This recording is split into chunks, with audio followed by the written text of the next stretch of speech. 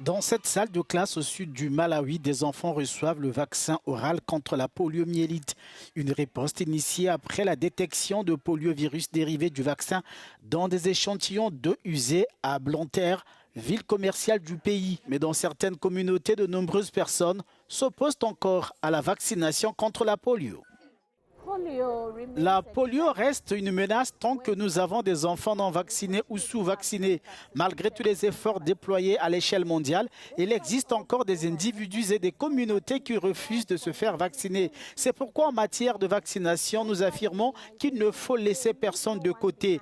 Cet enfant que nous laissons de côté est celui qui sera désormais vulnérable à la polio. C'est pourquoi il est essentiel pour le monde d'éradiquer la polio et de veiller à ce que tous les enfants de moins de 15 ans dans toutes les communautés soient correctement protégés contre cette maladie.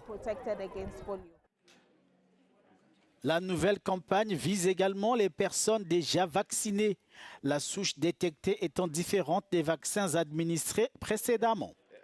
Les organismes du système des Nations Unies veulent atteindre une réponse dans au moins une vingtaine de régions du pays.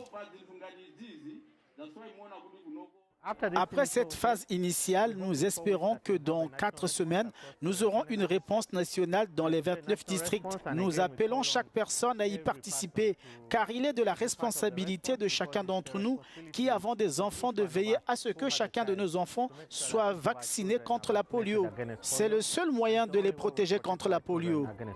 Le Malawi a déjà lutté contre le poliovirus sauvage de type 1 après sa détection début 2022. 6 campagnes de vaccination porte à porte ont été initiées entre mars 2022 et septembre 2023.